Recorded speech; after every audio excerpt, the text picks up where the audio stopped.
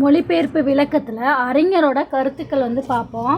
இதில் வந்து பார்த்திங்கன்னா மாலினோவ்ஸ்கி, கோவிந்தராசன், தியோடர் சவேரி, சச்சிதானந்தன், புதுமைப்பித்தன், ராஜகோபாலன் இவங்கெல்லாம் வந்து தன்னுடைய கருத்தை வந்து சொல்லியிருப்பாங்க. மொழிபெயர்ப்புனா என்ன அப்படின்னு சொல்லிட்டு அதுக்கு விளக்கம் சொல்லியிருப்பாங்க. அதை இப்போ பார்ப்போம். மாலினோவ்ஸ்கி இவர் என்ன சொல்கிறாருன்னா, மூல மொழியில் உள்ளதை பெருமொழியில் மாற்றி தருவது மொழிபெயர்ப்பு. இப்போ மூல மொழியில் இருக்கிறத பெருமொழியில் மாற்றி தருவது தான் மொழிபெயர்ப்பு. இது வந்து நீங்கள் நினைக்கிற மாதிரி சொல்லுக்கு சொல் தரதில்ல, பொருளை முழுமையாக தருவதாகும் அப்படின்னு சொல்லிட்டு மாலினோவ்ஸ்கி வந்து சொல்கிறாரு. மூல மொழியில் இருக்கிறத பெருமொழியில் மாற்றி தருவது மொழிபெயர்ப்பு. இது சொல்லுக்கு சொல் தருவதில்லை, பொருளினை மாற்றி தருவதுன்னு சொல்லிட்டு தன்னுடைய வரையறையை மாலினோவ்ஸ்கி வந்து சொல்கிறாரு. அடுத்தது கோவிந்தராசன் அப்படிங்கிறவர் மொழிபெயர்ப்பை பற்றி விளக்கம் சொல்கிறாரு.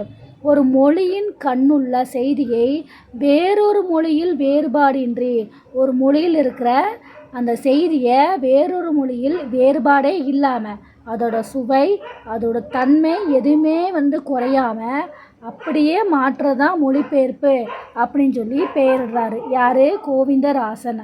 அப்புறம் ஒரு மொழியில் இருக்கிற செய்தியை வேறொரு மொழியில் வந்து எந்த வேறுபாடும் செய்யாமல் அதோட சுவையும் தன்மையும் குன்றாமல் அப்படியே மாற்றித்தர்றதான் மொழிபெயர்ப்புன்னு சொல்லி கோவிந்தராசன் வந்து சொல்கிறாரு. அடுத்தது தியோடர் சவேரி, அவர் என்ன சொல்கிறாரு அப்படின்னு பார்த்தீங்கன்னா, மொழிபெயர்ப்பானது மூல நூலின் சொற்களுடன், மொழிபெயர்ப்பு அப்படிங்கிறது மூல நூலோட சொற்களுடன் மூல நடையமைப்பில் மூல நூலின் காலத்தை சார்ந்து விளங்குவதுடன் மூல நூல் போல தோன்ற வேண்டும் என்று தியோடர் சவேரி அப்படிங்கிறது சொல்கிறாரு. என்ன சொல்கிறாரு? மொழிபெயர்ப்புனா மூல நூலில் எப்படி இருக்குதோ அது அடிப்படையே தான் இருக்கணும், அது காலத்தை சார்ந்து விளக்கணும் அப்படிங்கிறாங்க. மூல நூலின் சொற்களுடன் மூல நடையமைப்பு இருக்கணும், மூல நூலோட காலத்தை சார்ந்து தான் இருக்கணும்னு சொல்லிட்டு தியோடர் சவேரி அப்படிங்கிறவர் வந்து சொல்கிறார். தியோடர் சவேரி வந்து சொல்கிறாரு. அடுத்தது சச்சிதானந்தன் என்ன சொல்கிறாருன்னா, அயல் மொழியிலிருந்து ஒரு நூலினை தனது நாட்டு பாரம்பரியத்துக்கு ஒப்ப பெயர்த்து எழுதுதலும் ஒரு படைப்பு செயலை என்று சச்சிதானந்தன் வந்து சொல்கிறாரு. சச்சிதானந்தன் என்ன சொல்கிறாருன்னா, அயல்மொழின்னு சொல்லிட்டாரு. அயல்மொழியில் இருக்கிற ஒரு நூலை தனது நாட்டு பாரம்பரியத்தை ஒப்ப பெயர்த்து எழுதலும் ஒரு படைப்பு செயலே அப்படின்னு சொல்லி சொல்கிறார். சச்சிதானந்தன் வந்து சொல்கிறாரு. அடுத்தது வந்து பார்த்திங்கன்னா கூப்பா ராஜகோபாலன் பார்ப்போம். அடுத்தது கூப்பா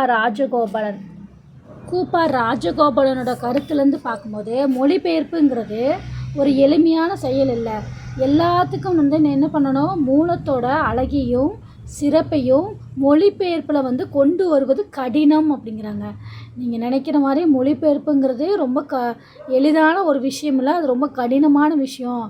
ஏன்னு கேட்டிங்கன்னா, மூலத்தில் இருக்கிற அழகையும் சிறப்பையும் மொழிபெயர்ப்பில் கொண்டு வர்றதுங்கிறது கடினம்னு சொல்லிட்டு தன்னுடைய கருத்தை வந்து கூப்பா ராஜகோபாலன் வந்து சொல்கிறாரு.